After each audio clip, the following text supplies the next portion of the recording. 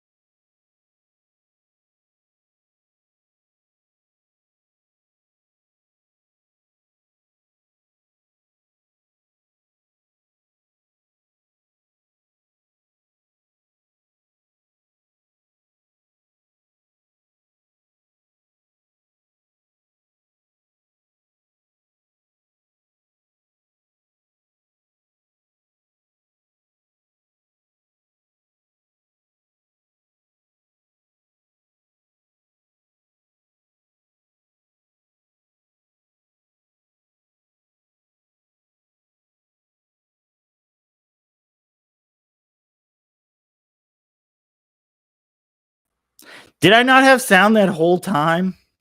I'm. I do apologize. We're gonna just basically start this over again. We have a few people coming in, so welcome Tuesday night. It's the Angriest Man in Orlando show. Got my glasses on. We're gonna get a little educational tonight. Like I was saying, congratulations to the Florida Panthers for winning the Stanley Cup final.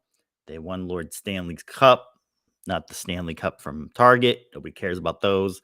So you've got the Florida Panthers winning their first championship. You've got the Tampa Bay Lightning winning a couple championships. Florida has really become a hockey state, I guess. Who would have known? And I feel bad for the Canadians because what do you got if you don't have hockey? Ice fishing and bears, I guess. I don't know. You got to get better. Come on, Canadians, you can do better. So I think we've got a couple people in. We'll start going pretty much into tonight's topic. And again, you can always kind of catch up by watching from the beginning.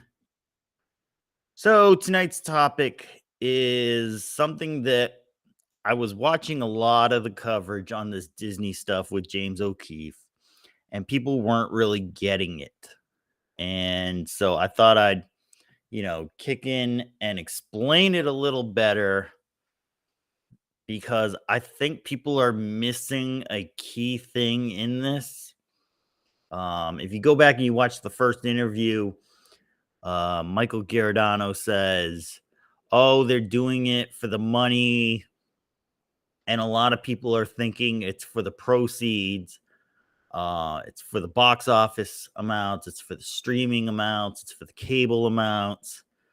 And it's not really, because if you've noticed the last couple of years, they've been diminishing and diminishing and diminishing to where movies are actually losing money. We saw Indiana Jones lose close to 400 million. We saw the Captain Marvel sequel lose, I believe it was around 250 million. So these movies are actually losing money. Streaming is losing, and cable is now getting renegotiated. So where's the money coming from? And that's what I think people are missing in the analogy. Is it a shocker that they're not hiring white men? No. If anyone is really surprised by that, you haven't really been paying attention. It was just more the shocker that someone actually said this. Someone actually came out and literally said what everyone was thinking. And that was more the shock of the whole thing. And that's what really was like, oh, wow, like, this is crazy. So where's the money coming from? Well, it's coming from you.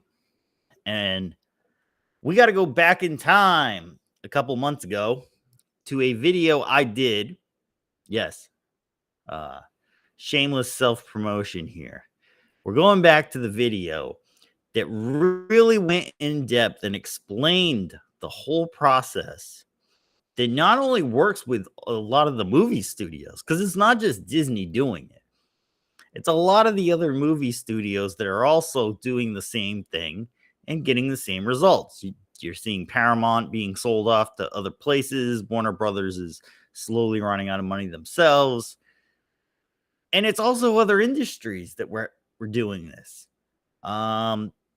Possibly some of the problems at Boeing is because of what was going on with the hiring practices and why you weren't hiring people that were qualified versus hiring people based on race and gender, sexuality, and all that.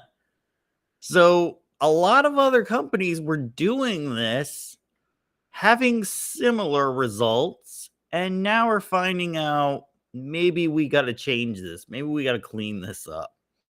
So I'm going to go back. Let me see if I can bring us back to the time where we should be.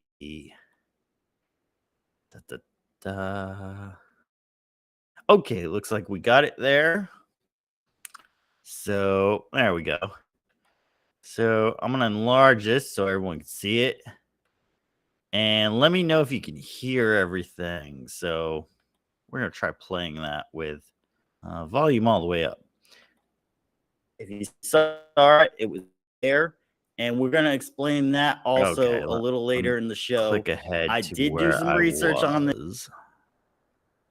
So, okay. Those people, you say, well, who'd be giving their money to those companies if they're trying to push this DEI into other companies and ruining companies? Because if you've looked at, we're going to break this down by industry. If you look at Hollywood right now, a lot of movies, not making a lot of money.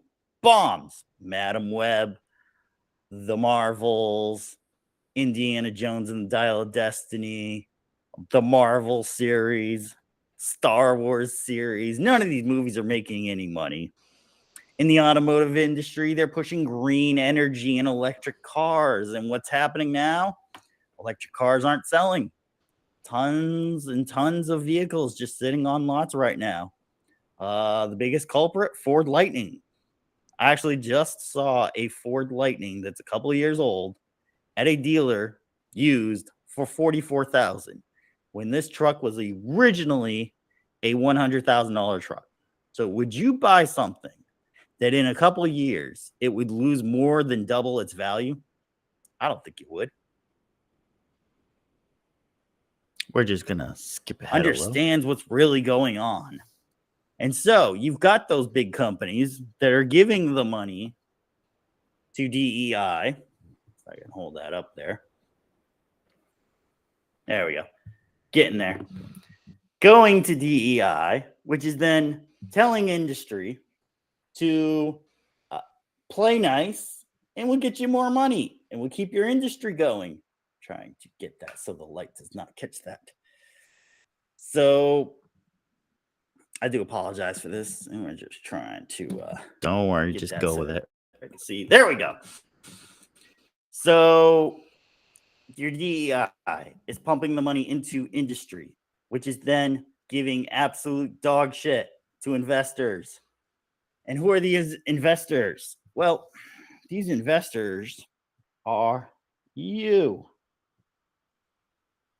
the public. That's right. The public, you. Because who's investing in these major banks? Well, these major banks are basically taking a lot of the money from 401ks, investments in stocks, and other loans and resources that they're putting out to people so that they can get their money. And then they're funding the DEI with it. So if you've ever been at a company that offered a 401k and they always say, oh, we've got this great fund here. It's called the Vanguard Fund. It always appreciates. It always gives you a great return. You should invest in it. Well, that's one of the major names on our board that is actually pumping out the DEI. BlackRock. The president of BlackRock was actually in an interview where he said that he would have more power than the president if he stayed where he's at as president at BlackRock, and he could actually force behavior onto people from where he was. Didn't need to do commercials, didn't need to do any propaganda or anything like that. He had this magical engine here called DEI to basically force industries to play along and put out what they needed to do to tell you what you should like and what you shouldn't like. All right, we're going to stop it there. And if you want to watch the rest of the video, there's the title, We're Screwed, a Retarded Way to Look at the World Now.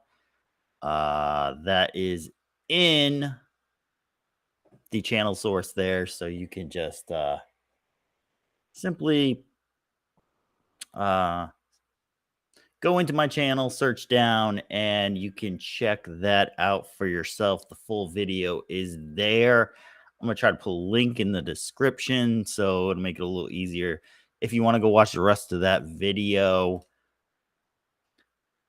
Great thing explained right there. Why is it being done? Well, it's money and it's power, okay? They simply found a new, quicker way to get the money from you rather than trying to make a movie. Hopefully it takes off. Hopefully they get good box office numbers. And then hopefully they make some money. Well, now you can just get the money from the people by doing DEI practices and making movies that are to a certain subjective audience that they think they want, overcharge a ton on the production, and simply just borrow, and you get all the money up front. And if the movie bombs, the movie bombs. You weren't trying to make money from it anyway. You got all the money up front. And that is the money part of it. That's how they're getting. They don't care if it bombs. No. They just want to make sure that the people paying for it are happy with the project. As long as they're happy, everybody else makes money. Now, you sitting there spending your money to go to the and then finding out you didn't really like it, or spending them, $15.99 or in some cases even more to get the streaming service just to find out you didn't like what was on there. That's the money and power aspect. They're not just going to take your money. They're also going to make sure you don't have the ability to do what you want, to have what you want, because it beats you down after a while. If you order an ice cream sundae at a, restaurant, little cafe, whatever, and they give you the wrong sundae, you might just eat it the first time and just say, "Ah, whatever, no problem." And they give it to you again, and they give it to you again, and they give it to you again. You finally do get up to wanna say something, but then you don't because you're nice, you're polite. You don't wanna ruffle feathers. So what happens? You paid for 5 Sundays that you didn't even like, and you might even do it again just out of the goodness of your heart. Well, see, that's the problem. That's what makes me angry. And that's what makes other people angry. There are a lot of other people out there angry too with this. So the power is with them right now. Okay? They're getting your money. You're not stopping it. It's still going in, and they get to do whatever they feel like doing. You know, like he said, he had more power running BlackRock than he would if he became president. Think about that. The CEO of a company has more power than the president of the United States of America. That's something to think about. How does it affect you? Well, this is how it affects you.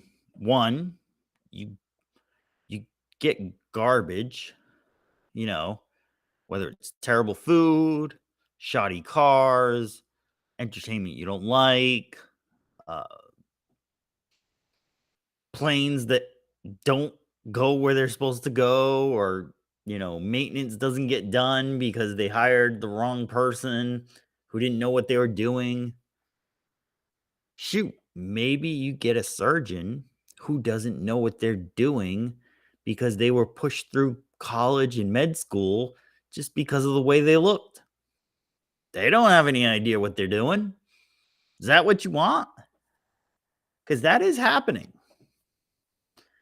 So, money and power is what is fueling these people because they haven't been stopped. They don't think they're ever going to be stopped. Most people won't stop them. Especially right now. You have a lot of, you know, you go to the grocery store, prices are up. You go put your gas in, prices are up. You go on the vacation you want to go on, prices are up. You go order a Big Mac on a Friday because it's Friday, you got paid, you want to get something special, and the prices have gone up. So what do you think? Well, damn, I better save some money. Where am I going to save that money? Into banks. Well, I better put away for retirement because if this gets even worse, I may not be able to retire. So what do? Put it into 401ks, IRAs, other instruments out there. And the money just goes right back to them. So, am I saying you should stop doing 401ks? Probably, yeah. Start actually getting into the financials of stuff and looking at companies that you like, companies that you feel are solid.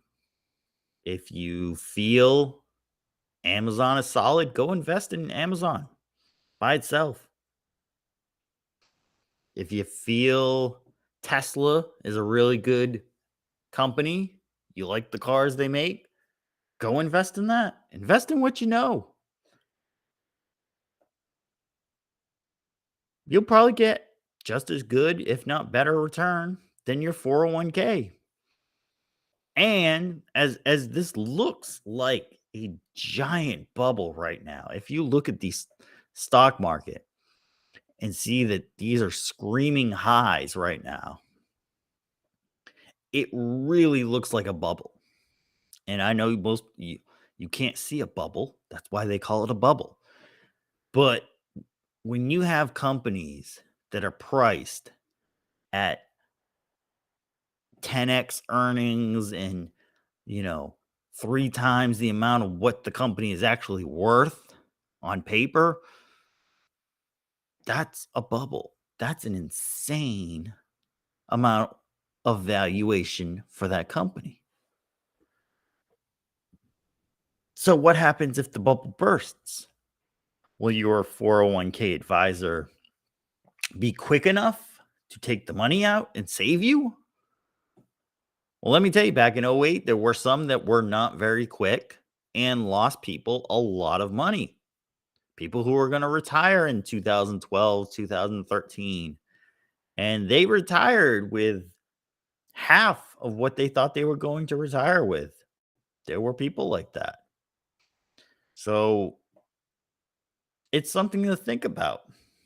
It's something to really, really think about. So these companies are out here. They're manipulating stuff. They're working with politicians to do this also. You know, you're seeing some states do craziness. I mean, when you literally almost say, well, you know, crime is disproportionate towards a certain race. So we really shouldn't discriminate against that race by prosecuting crime. And yeah, that's come out. I mean, does that sound sane? But it keeps the people riled up. It keeps the people churning on this stuff. So you don't realize what's really going on. And then to those who say, "Oh, well, it doesn't affect me, I have my job, you know, if I lose my job, I'll just get another job. Don't worry about it. Like, let things go. You shouldn't be so mad." Well, I'll tell you this. This is the easy one. Easy, easy, easy, easy one to ask them. Do you buy gas? They're probably going to say yes unless they ride their bicycle everywhere. Okay. So, who sets the prices for the gas? Oh, well, the guy running the gas station. I don't know. That's the price. That's the price. I got to pay it because I got to go. Okay. What if that price was 3 times lower? Well, it's not. So it can't. Oh, wait. It can. It can. The United States has quite a reserve of oil underneath it and has other natural gas, shale, all couple other options that it could also use to be energy dominant. I bet you that'd get your gas down to about a buck, buck and a quarter again.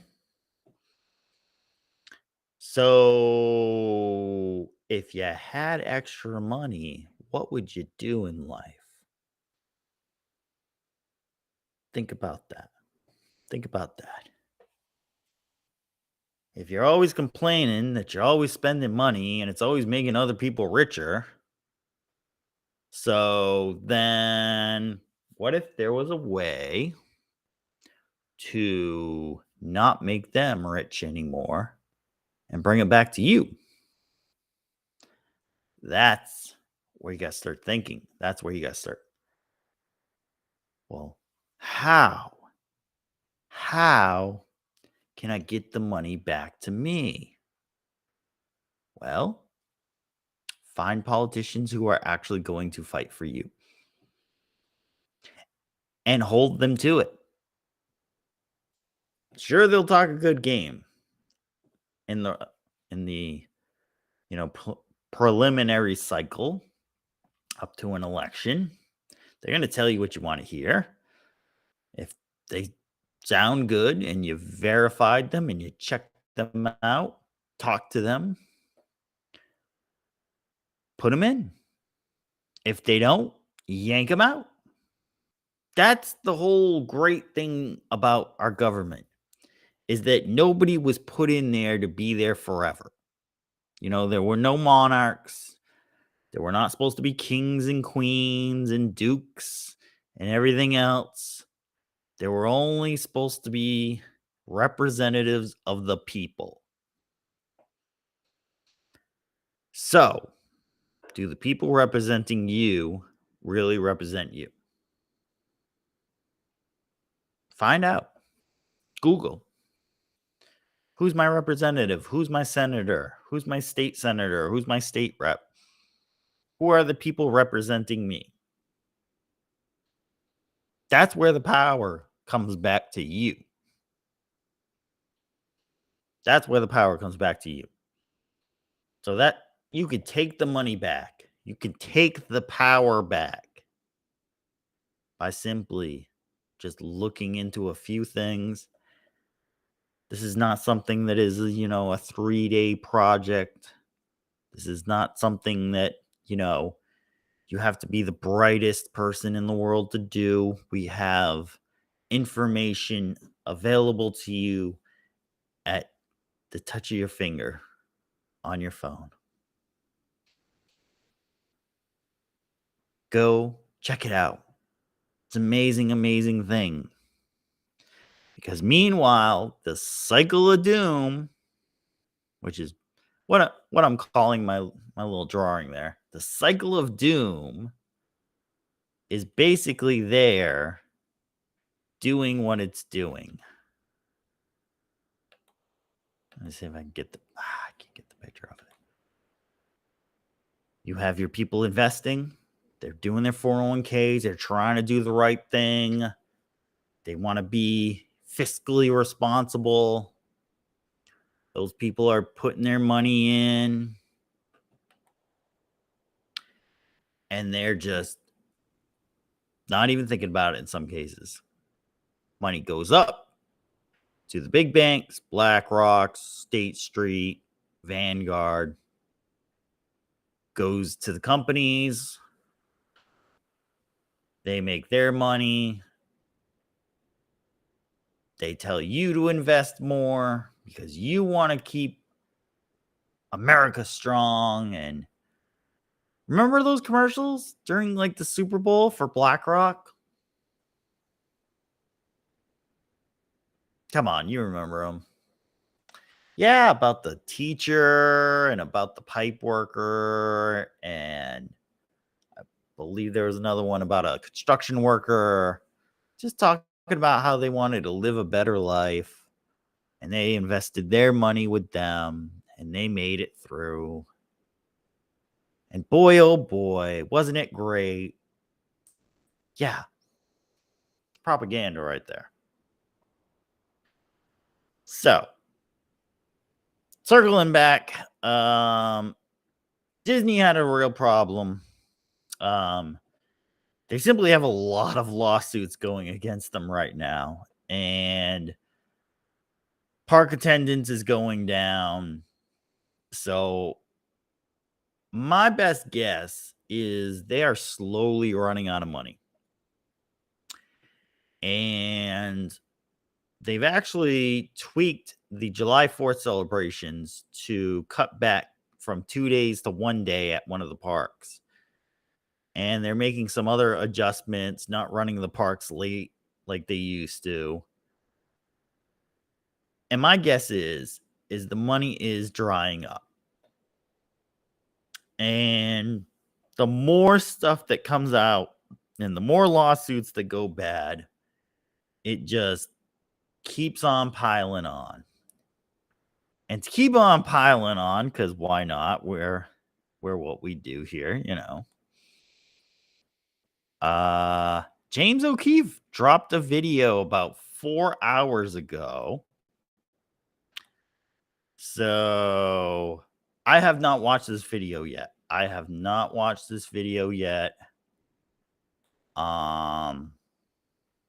quite sure.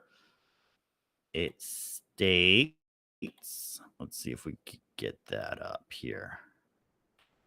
Come on.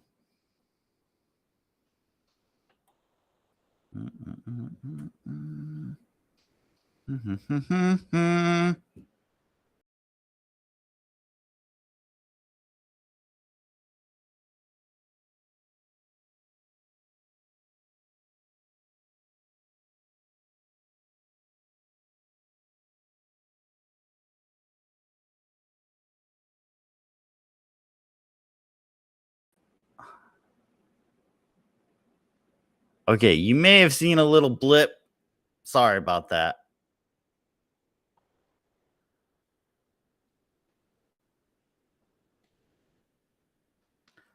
I believe we have it up now. Ah, there we go. There we go. There we go.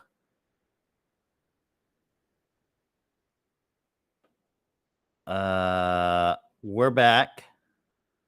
Technical difficulties, but we're back. And we have breaking. Walt Disney Television's Director of Production and Finance, Sorhab Dave, also known Maker, reveals Disney won't hire anyone who's not white or not Jewish for C-suite roles, confirming discriminatory hiring practices, detailing an OMG's The Disney Tapes Part 1.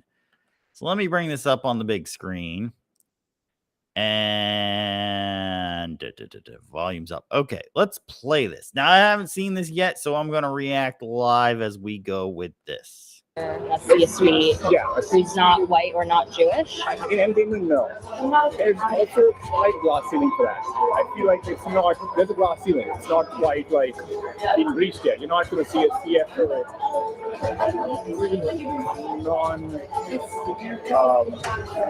I guess, for lack of a word, non-white, non-Jewish. Unless you are a white Jewish man, well, you're likely never going to see Disney's C-suite. She was like Asian and Hispanic. Haitian. Hispanic mix. Just left Disney like a month ago. She left because she didn't really have. She's a woman. She didn't really have either of the bosses in her corner. Okay. And she quit saying that she just was like, I stopped feeling right. So I feel, and that being said, that the department heads are two Jewish men. It's not that I have anything against this man. I'm just saying that she, being of color, felt that and she quit. Because she just said, if I can't see you like him. The very well qualified Haitian Hispanic woman who had rapidly worked her way up the Disney ladder left the company, acknowledging that she likely had no future there, oddly enough, because she wasn't white, Jewish, or man enough. So maybe there's this juxtaposition between corporations, especially in entertainment, that say, you know, we want diversity and all these things, but then in reality, it's a number. Like, you know, like I've done the reports for divorce increase, and they make us do every year. Saying, okay, like, look at the shows, tell us the divorce cast, all the members are in there. So the same number can't go up. I'm like, yes, it's gone up, but I feel like that's like a fourth metric. Does every department have diversity spreadsheets? I'm seeing a pattern here, and that is from Disney's hiring practices. what about like the LGBTQ? I want to see them do it more in like the kids' shows. I agree. Yeah, it's the way the world is. You can't like pretend it doesn't exist, right? Yeah. And say like, oh, we're just going to show like one section of society. That's all the world is. The world is like full of everybody, Right. and that should be on screen. So Disney's philosophy is that you're never too young to learn about the LGBTQ agenda. Do you think Bob Iger is corrupt? Now, yes.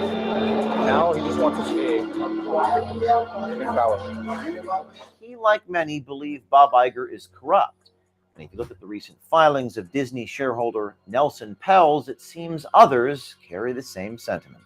Last week on the Disney Tapes, we met Mike Giordano, an attorney and senior vice president at the Walt Disney Company, who made it very clear that Disney promotes blatant discriminatory hiring practices. So much so that he actually expects lawsuits against Disney. It kind of feels like we're, at some point there's going to be a lawsuit. That's kind of how it feels, just because of, On this episode, our second installment of the Disney Tapes, we're going to delve even further into Disney's systematic discriminatory hiring practices to see just how far they will go to pander in the name of diversity, not only in hiring, but even how they aggressively push race, gender, and LGBTQ programming at children, young children. And in an odd twist, one production executive claims that Disney CEO Bob Iger is corrupt, and that Disney's discriminatory DEI hiring will only get you so far up the Disney corporate ladder. But if you wanted to get a top job in Disney's C-suite, you better be a white Jewish man. I'm gonna stop it right there. Interesting claims now. So you could only get to upper middle management. If you wanted to get to the C-suite management, you would have to be white and Jewish. But yet they're also claiming that they weren't hiring a lot of white men. Really crazy stuff. And apparently everyone knows Bob Iger is a buffoon, corrupt, doesn't seem to have a whole handle on how to run the business, but seems to have a control over who's actually running it and how they're staying in check, in place with all this stuff.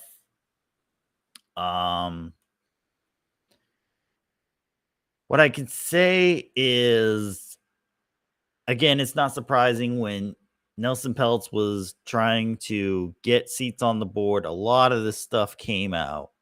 A lot of this stuff was already being put out there that, you know, if you looked at the list of people on the board of Disney, you saw a lot of familiar names that were CEOs of other companies.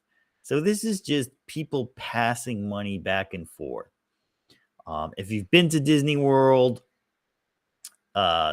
recently, you've seen Test Track is now closed. They're redoing it. And the funny thing is Test Track is presented by Chevrolet. In all fairness, I am a Chevy fan, but not a fan of their new stuff. The CEO for GM, which runs Chevrolet, is Mary Barra. If you look at the list of people on the board of Disney, you will also find Mary Barra on there. So you see how this stuff is kind of connecting now and starting to look like it's just one big Ponzi scheme where money's just getting thrown around at other places and pushed around to whoever needs it the most at the time. And everyone's getting a big piece of the pie, except for the little guy. All right, we're going to keep going with this. It's about 15 more minutes. So if you want to stay with us, stay with us. If you want to come back later and watch it, it'll be on. Let's roll.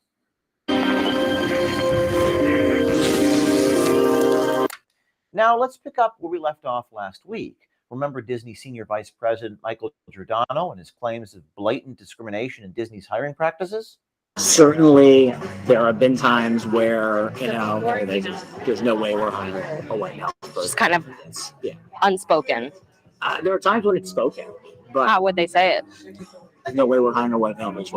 They, the writers and actors, we'll hear all the time, like, I'm looking to hire writers and actors who bring diversity. I'm not looking to bring on any more clients who are. Now, let's meet Saurabh Makkar, who also goes by the name Dave. Dave is the director of production finance at Walt Disney Television. He is intimately involved in Disney's production business behind the scenes. Yeah, I don't know if you've heard of the show ABC Network. Yeah. Yes. Yeah, you're producing it. Okay. What is your role in I'm doing all of that? production finance executive. I'm involved with like the actual production of the show. Okay. Looking at my work starts with like making the budget. That's my domain. Really, the budget for the show, that's my real work. Okay. Starting. Right. So you work on the budget, you work with the different departments, and you kind of like wrangle together a number and you give it to the network and say, is this okay with your target? Mm-hmm. If it is, then it's a green lit. You lock the budget and you take it from there. Then we start with like the other parts of my work, which is mostly like active payments, leases, making sure they're on track with the different budgets for every episode, right? Because we lock the budget for one impact, what we call it, right? But each episode can go up and down if it's going to. So you have to make sure that if it goes up, something comes down. So you kind of like, Oh, okay. Yeah. So you're like managing it in real time? yes, really like managing the producer, executive producers, make sure they are on target with what the network and platform. Yeah. Very cool. Do you work with at all with like the people who are doing the content, like just to Yes. kind of like Creative, see yeah. what the creative side? Yeah. We have to work with them, right? Yeah.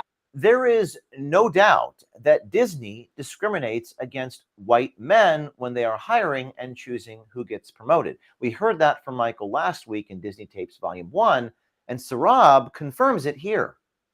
So maybe there's this juxtaposition between corporations, especially in entertainment, that say, we want diversity and all these things, but then in reality, But it's a number.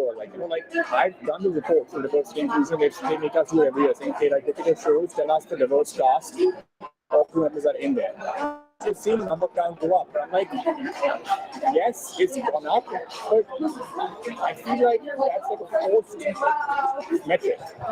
There's also a slight glass ceiling for that. I feel like there's a glass ceiling. It's not quite like being reached yet. You're not going to see a CFO really I guess, for lack of a word, non-white, non-Jewish. what's included in the diversity columns? So they'll say is the cast diverse? They have like a lead cast member who's like of color. Do they have like a cameraman, or do they have like a director who's of color? So that way we're good. That I can say.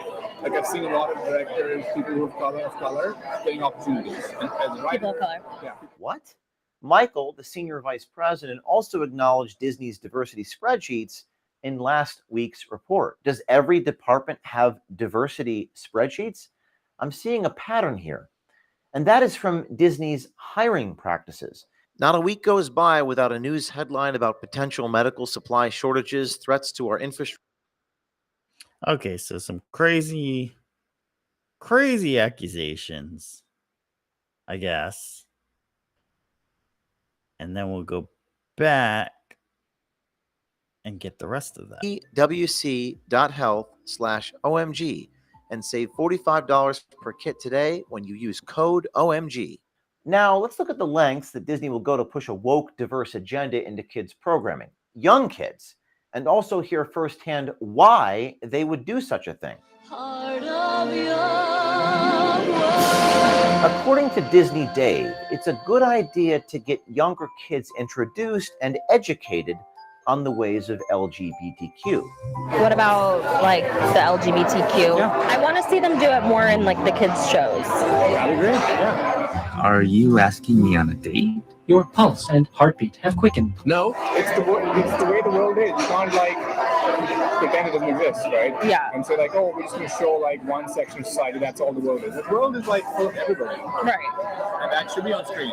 That's my little sib Blake and her girlfriend Ghibli. Following in mom's wake. Oh, nonsense. I'm just an architect. It's important, I think, for me to see the LGBTQ stories and especially for kids so that they can understand all of that and introduce it to them just so that they're comfortable and all this stuff. Do you think that Disney makes that a priority? I think they are. Do you think it's authentic? Not quite. Netflix does it better. So, Disney's philosophy is that you're never too young to learn about the LGBTQ agenda. Now that's interesting. He actually admits Netflix does it better. So, is Netflix kid shows influencing children better? Is that what's being said? Something to think about. Apparently, even Dave thinks Disney has gone too far, pushing the DEI thing in their programming. He talks about in one recent failed show, Debt and Other Details, where Disney tried so hard to push the DEI window that it totally tanked the show. I feel in our show we insert diversity when it's not really like organic to the story. It's It kind of stands out. Like this just feels like a weird. orchestrated. Yes, that's the word, orchestrated, right? Like we did a show called Death and Other Details. What's it called? Death and Other Details. Okay. It just came out a couple months back. Now it's a whodunit. The good star cast, pretty good. The main lead was a really big actor. He is a very big actor. Okay. It flopped. The audience didn't connect. According to Dave, the cause and failure of one of Disney's many flops was again attributed to trying to force DEI into programming where it was not only out of place, it was highly inauthentic. It happens. Yeah. But if you did the analysis, the post-mortem of it, you're just like, why? Because the story, they just tried to feed in so much diversity and they took away from what could be authentic. It just didn't feel authentic. Yeah. Characters felt like, oh, they tried to hit a box. Like, there's one lesbian character there, there's one like African American, there's one Indian, there's one Chinese, there's one this. But it just felt like these people would never be together in that setting. You know what I'm saying? Wouldn't you have liked to be a fly on the wall in that meeting, just watching the guy with the DEI checklist? Chinese, check. African American, check. Lesbian, check. Indian, check. I know, yeah. It's just like, it doesn't feel authentic. I'm like, that's the word you guys are missing. Authenticity, you know? Like, when you're doing a show, it's gotta feel real. It's gotta feel like, wow, this is like, it is. Really?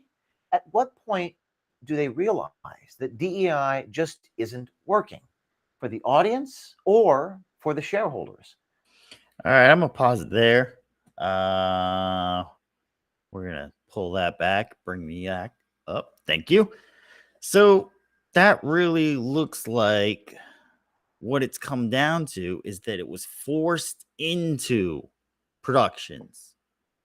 Okay, I said this before on shows before. If you want to make an LGBTQ whatever show, movie, make it. Make an actual story, make the characters work, and then go from there and see what's going on with stuff. But don't force it. It's got to have a story. It's got to have, you got to be connected to the character for it to work. If you're not connected, it doesn't work. And so it's being forced. And there actually was an article I saw that the latest episode of Acolyte that was on last Tuesday. There's a new one this Tuesday, but who's really watching that? That forced a pronoun into stuff where she says, is he or they with us? And even the author of the article said it just felt so forced. It just felt so out of the conversation that why would you be saying it at that moment? Especially when the character hadn't said anything like it before through this, other 3 episodes. Kind of weird that all of a sudden you would just start doing it. For what reason? No one really knows. Doesn't make any sense. So, if you want to watch the rest of that video, go to James O'Keefe on X, Twitter, as everyone knows. And you can watch the rest of that video. There's going to be a lot of people commenting on that. But here's my final thoughts on all of this. Again, trying to stop the glare. Disney especially held a spot in my heart. I paid a lot of money to go there for a lot of years. Loved it. But when you start forcing stuff onto people, when you start not knowing what the audience wants anymore, and you start trying to cram stuff through just so you can get more money and try to gain more power stop doing it. Stop doing it. That's it. You want to turn the company around? Do stories that involve characters that the audience wants to engage with and root for. Make an underdog. Don't make a story about, well, this person has to come out on top. Because that's the way it was supposed to be. No, make an underdog story. Maybe they don't make it through the first couple times. Maybe they got to fight for stuff. That's what people want to see. As for this DEI stuff, the easiest way is just it to run out of money. That's really what it'll fix most of it. Is once the money runs out, nobody's gonna keep doing it. They're going to stop and they're going to pivot back to what was making them money. You know, even on the Titanic, you're still going to try to find a way to get off and get around it.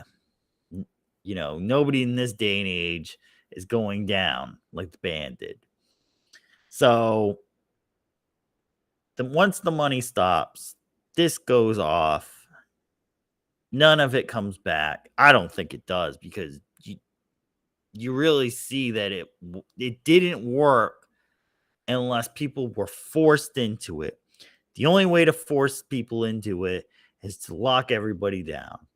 So if you lock the entire world down again, not giving anybody ideas, if you lock the entire world down again, then perhaps you can get this agenda done.